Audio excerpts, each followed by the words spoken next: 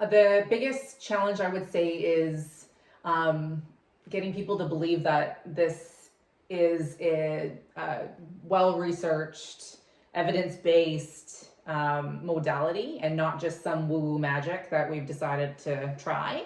And the reality is that I've had to educate dentists because we just don't learn this stuff. I didn't learn this stuff in dental hygiene. Nobody did. We learned a bit about tongue ties, and some TMJ stuff, but we didn't learn any of this stuff. So just that education portion, I find that that's one of the most challenging bits to this. And then alongside that, educating the population, and just trying to create change within our thought patterns of how the mouth works and how the body works and how orthodontics is typically done and how this can work really well with orthodontics, and trying to get people on board with more a dynamic approach to dentistry and allied health, essentially. Yeah, linking everything together, right? Yeah. Can you explain the connection between myofunctional techniques and oral health, and how does it impact conditions like TMJ disorders or chronic pain? So when somebody doesn't have, I get a lot of people that come to me and they're adults and they have had TMJ disorders their whole life. Like, I'm including one of them, and I ended up having a tongue tie that I didn't know about because it was more mid-posterior tongue. And what we do in myofunctional therapy is we retrain. Everything is interdigitated, so we can't just train the lips. I have to do it all. And if one thing isn't working well, it affects how everything works. So say you could just have a low tongue posture and you're not putting your tongue in the right spot, or your muscles of your face are weak and your jaw is not going into alignment. All of these things interplay with each other. And so we do a number of exercises. I do assessments. I have like jaw stabilization treatment that we start with if you're in pain before myofunctional therapy, just to relieve and get your jaw moving in a functional pattern. But that's not to say if there was something that was not within my scope. We refer all the time. I refer to ENTs. I refer to lactation consultants and RMTs and osteopaths and everybody. I refer to everybody. So because we have to work all together. This isn't just one treatment and done. So with TMJ we have to kind of approach it slow, but it is by retraining the muscle patterns and the way that your face speaks and swallows, we can help relieve some pain in the jaw. You might need orthodontic treatment, but it might be a little more involved. What specific techniques do you use during myofunctional treatments, and how do you tailor them to individual client needs? That's a good question. So this isn't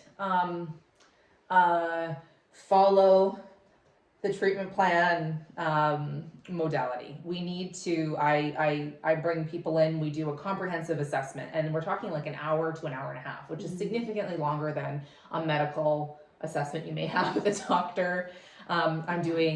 I'm watching your walking patterns, because if something is off if you're compensating with one side of your body versus the other, then I need to see why. It could be your midline fascia is off, it could be your tongue, it could be that you've got pain in one side and it's starting from your face, or it's starting from down here and affecting your face. So I do your walking patterns and your gait, and I check your posture, and I do intraoral photos. I want to see what your palate looks like. I want to see what your tongue looks like. I do range of motion assessments. And after all of these things are compiled and we've discussed them, I then we go through sheets, and you may need the jaw stabilization stuff because you have significant pain in your jaw, and you would never do well with the intensive start of treatment.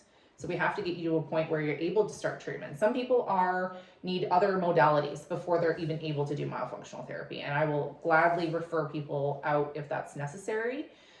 But and then depending on your pain, your tolerance, your ability to do the exercises, what your specific orofacial myofunctional disorder or OMD is, we work on exercises, and say you have really overactive lips. Well, I'm not going to do excessive lip exercises, but the reality is everything has to be, I can't just do one exercise, say, Yeah. and not address this, because they're all interdigitated. So Yes. if I don't do one thing, so everything is very specific. The programming is specifically tailored, and it takes a while, right? Because we have to get the neurological repatterning. Exactly, the rewiring. Mm-hmm.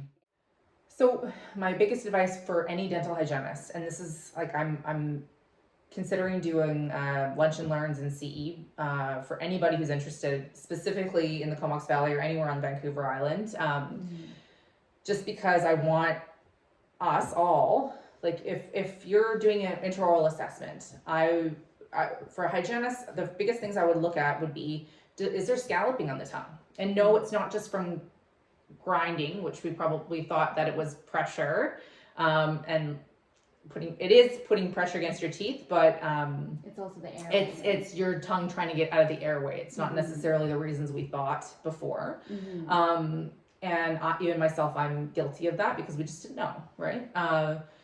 Or I would look at, can they put their tongue up to the roof of their mouth, and how much of the floor of their mouth lifts when they do that? If you were to put your finger on the floor of their mouth, would it still be restricted? How much could they get up to the top of their palate with their mouth wide open? They may be really compensating, and it looks functional, but it's actually not functional. And then I'd look at, okay, is there a lot of grinding? Have they had their tonsils out? All of these things. Do they have a night guard? Is there sleep apnea marked on their health history? All of these things we need to look at. And then once we see these things, our light bulb should go off. We need to look at these things, and this isn't just the typical they're grinding, they need a night guard, move on. This person probably needs an airway assessment, they need a myofunctional therapy assessment. There's advanced training certification, so either working with a myofunctional therapist and referring out, but I'm happy to do like lunch and learns and have everybody get kind of what we're looking for, and the photos and how it plays together. Yeah, I think the biggest thing is just for dental hygienists just to really look at the bigger picture and be aware, and then be like, okay, yeah, this is, there's a lot more stuff going on here, and then just to be able to be like, okay, now I can refer to a myofunctional therapist because I know that these signs are all linked together. All right. Yeah. So now some questions for you. So what inspired you to do mobile hygiene? Mobile hygiene was